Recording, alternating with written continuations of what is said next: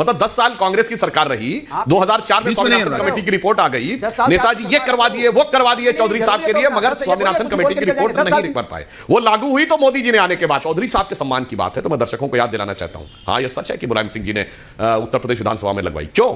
जब 89 में वीपी सिंह के नेतृत्व में जनता दल चुन के आया, 180 एमएलए थे यूपी की विधानसभा में और 56 बीजेपी के थे। आउटसाइड सपोर्ट के ऊपर इनकी सरकार थी, तो कायदे से हक बनता था मुख्यमंत्री बनने का चौधरी अजीत सिंह का, मगर वीपी सिंह नहीं चाहते थे कि चौधरी अजीत सिंह सीएम बने, क्योंकि उन्हें लगता था चौधरी चरण सिंह जी के बेटे हैं, वो लीगेसी आ जाएगी तो अजीत सिंह का कद वीपी सिंह के बराबर हो जाएगा। मुझे लगता है कि निश्चित रूप से जो पुराने पत्रकार बैठे हुए हैं, राहुल देव जी को भी और विजय त्रिवेदी जी को भी ये घटना याद होंगी। तिलक हॉल की घटना, बहुमत चौधरी अजीत सिंह के पक्ष में था, मगर वीपी सिंह ने सोचा कि मुलायम सिंह बन जाएंगे तो मेरे चेले बन के रहेंगे। चौधरी चरण सिंह कृषक वर्ग से आने वाले देश के पहले प्रधानमंत्री थे, क्योंकि उससे पूर्व जो प्रधानमंत्री रहे उसमें प्योर एग्रीकल्चर बैकग्राउंड से नहीं थे, हम्बल बैकग्राउंड से आने वाले लाल बहादुर शास्त्री जी थे। पीवी नरसिम्हा राव दक्षिण भारत से भारत के पहले प्रधानमंत्री थे।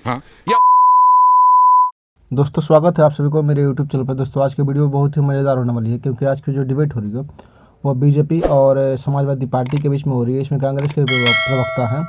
दोस्तों डिबेट का मुद्दा होने वाला है जो अभी बीजेपी गवर्नमेंट की तरफ से चौधरी चरण सिंह, जो किसान के बहुत बड़े नेता थे, उनको भारत रत्न देने का अनाउंस किया गया है। और उसमें जो है इसको लेकर के सब लोग अपना अपना क्रेडिट लेने के लिए आ गए हैं।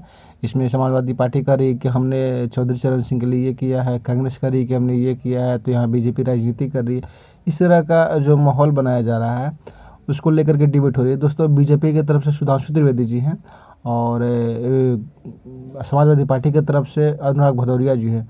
दोस्तों डिबेट काफ़ी इंटरेस्टिंग होगी, तो आप लोगों से अनुरोध है कि आप लोग वीडियो को लास्ट तक देखिएगा, और मेरे चैनल में पहली बार आए हैं तो चैनल को आप लोग सब्सक्राइब कर लीजिएगा। चलिए ये शुरू करते हैं और देखते हैं वीडियो को लास्ट तक, फिर लास्ट में बात करते हैं। अभी मजा आएगा ना भिड़ो कि आप देखिए अवार्ड भी देते हैं और फिर कोसते भी हैं। चौधरी चरण से अरे अभी बता रहे, देखिए क्या बढ़िया प्रवचन दे गए भदौरिया जी कि चौधरी चरण सिंह इंटरनेशनल एयरपोर्ट नाम रखा गया लखनऊ के एयरपोर्ट का, जो कांग्रेस की सरकार अनुराग जी बीच में नहीं है, प्लीज नहीं रखना काम था, केंद्र की सरकार थी, मगर नेताजी ने रखवा दिया। नेताजी ने रखवा दिया, मगर नेताजी स्वामीनाथन कमेटी की रिकमेंडेशन नहीं इंप्लीमेंट करवा पाए। अद्भुत है ना, मतलब 10 साल कांग्रेस की सरकार रही, 2004 में स्वामीनाथन कमेटी की रिपोर्ट आ गई, नेताजी ये करवा दिए वो करवा दिए चौधरी साहब के लिए, मगर स्वामीनाथन कमेटी की रिपोर्ट नहीं कर पाए। वो लागू हुई तो मोदी जी ने आने के बाद की। अब देखिए अपने टर्न पे बोलिए भाई प्रभु, आपने कहा था ना डिस्टर्ब नहीं, दर्शकों के साथ न्याय करिए, अपने टर्न पे बोलिए। वो लागू किया तो मोदी जी ने किया, स्वामीनाथन जी को सम्मान दिया तो मोदी जी ने किया। और जहां तक चौधरी साहब के सम्मान की बात है तो मैं दर्शकों को याद दिलाना चाहता हूं, हाँ यह सच है कि मुलायम सिंह जी ने उत्तर प्रदेश विधानसभा में लगवाई। क्यों?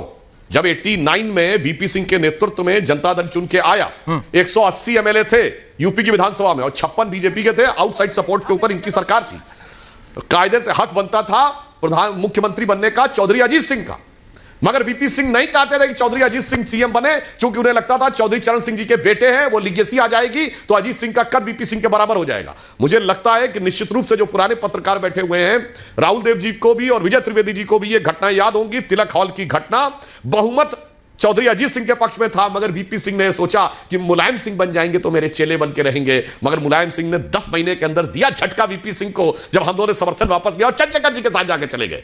तो जनाब आपने चौधरी चरण सिंह जी की लीगेसी के साथ क्या किया? इसलिए इन्होंने वो प्रतिमा लगवाई थी ताकि जो गुस्सा था चौधरी साहब के समर्थकों में उसको सेटल किया जा सके।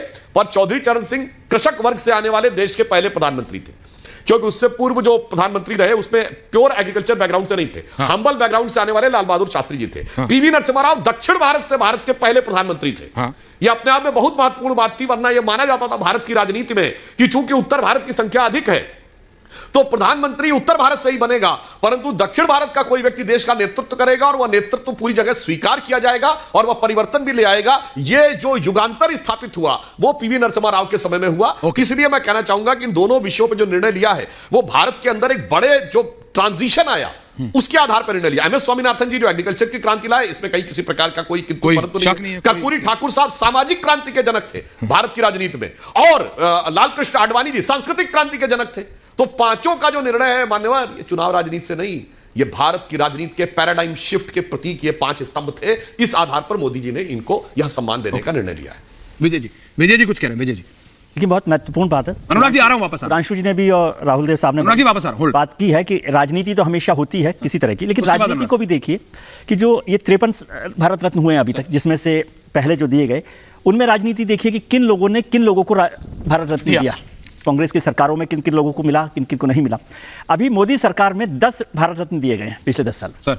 और उसमें भारतीय जनता पार्टी की विचारधारा या संघ की विचारधारा से जुड़े 3 लोग हैं, 10 में से 3। अटल बिहारी वाजपेयी, लाल कृष्ण आडवाणी और नानाजी देशमुख। बाकी 7 लोग 2015-19 भूपेन हजारिका साहब और स्वामीनाथन साहब को छोड़ दें तो राजनेताओं की भी बात करें।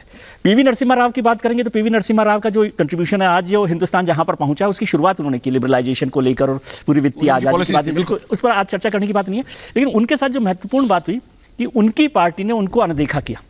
आज मैं तो बहुत उनके मतलब उनसे मिलना जुलना भी कभी कभी रहा, लेकिन जो उनके निधन पर जिस तरह से कांग्रेस पार्टी ने बर्ताव किया वो दुखद है। और 2004 से 2014 तक कांग्रेस की सरकार रही, उन्होंने कोई भी सम्मान नरसिम्हा राव को नहीं दिया। चौधरी चरण सिंह साहब की बात हुई, अभी अनुराग जी भी बात कर रहे थे, तो मुलायम सिंह साहब तो यूनाइटेड फ्रंट सरकार में बहुत ताकतवर रहे, यूपीए सरकार में भी बहुत ताकतवर रहे। क्या उनके पास ये मौका नहीं था कि चौधरी चरण सिंह साहब जो किसानों के बड़े नेता, मुलायम सिंह जी उनको मानते थे, इसमें कोई बात नहीं है, लेकिन वो समाजवादी विचारधारा चौधरी चरण सिंह की और मुलायम सिंह जी की पार्टी की जो विचारधारा है उसकी परेशानी, अनुराग जी की परेशानी चौधरी चरण सिंह साहब को भारत रत्न देने की नहीं है।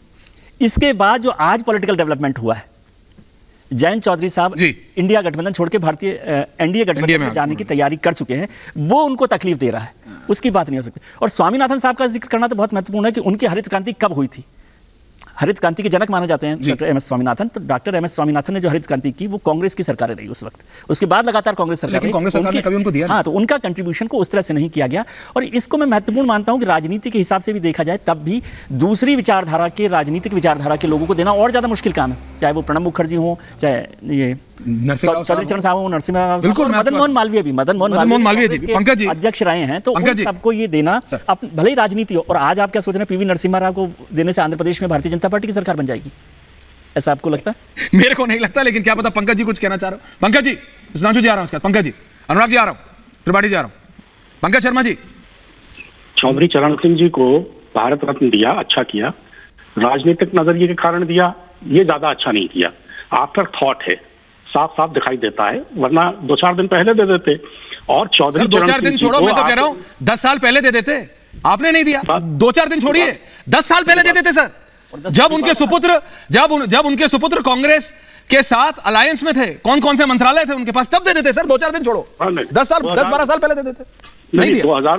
2019 के बाद एक भी भारत रत्न नहीं दिया। 2024 के चुनाव आए तो 5 भारत रत्न दिए। अब चौधरी साहब को चूंकि देना था, अगर उनको नहीं देना होता और अकेले उनको देते आफ्टर थॉट होते हुए, तो ज्यादा चर्चा होती। इसलिए एम.एस. स्वामीनाथन और नरसिम्हा राव को भी दिया, वरना न एम.एस. स्वामीनाथन जी को देते न नरसिम्हा राव जी को देते। आप उस प्रोसेस में थे क्या पंकज सर? आप चूंकि कमंडल को सम्मानित करना था तो इसलिए मंडल को सम्मानित करना जरूरी हो गया, वरना शायद कर्पूरी ठाकुर जी को भी नहीं देते। अच्छा। मेरा कहना यह है कि ये 5 लोग भारत रत्न से सम्मानित करने के लिए बिल्कुल उचित नाम है, लेकिन जिस तरह से भारत रत्न सम्मान की घोषणा उससे सम्मान बढ़ा या सम्मान थोड़ा कम हुआ। अच्छा, देने से सम्मान कम होता है, ये अलग आयरनी है Pankaj ji. I can debate with you 1 घंटा इस पे कि सम्मान देने से सम्मान कम कैसे होता है, ये आपकी अलग थ्योरी है सर। जब राजनीतिक नजरिए से देते हैं, जब चौधरी साहब को सम्मानित करने के बजाय मन में नियत ये हो कि इंडिया समूह को कमजोर करना है, इसलिए चौधरी साहब को देना है, तो इससे सम्मान बढ़ता नहीं है, इससे आप उस व्यक्ति का सम्मान कम करते हैं। जब आप भारत रत्न को भी राजनीतिक हथियार के तौर पर इस्तेमाल करते हैं। 5 लोग बहुत योग्य हैं और इनको आज क्यों, बहुत पहले भारत रत्न मिल जाना चाहिए। बिल्कुल, बहुत पहले मिल जाना चाहिए था, आपकी कांग्रेस की सरकारों ने दिया नहीं। आज आपने जिस तरह से दिया उससे सम्मान बढ़ाया या घटाया, आप खुद सोचिए। आपका सोचता हूं सर, सुधांशु जी जवाब दे रहे हैं, सोच रहा हूं sir. I don't agree with your point today.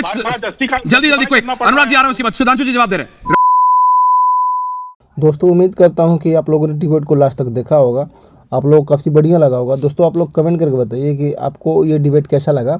और चैनल में पहली बार आए हैं तो आप लोग मेरे चैनल को सब्सक्राइब कर लीजिए, प्लीज़ सपोर्ट करिए। आप लोग वीडियो को देख लेते हो लेकिन चैनल को सब्सक्राइब नहीं करते हो तो भाई आप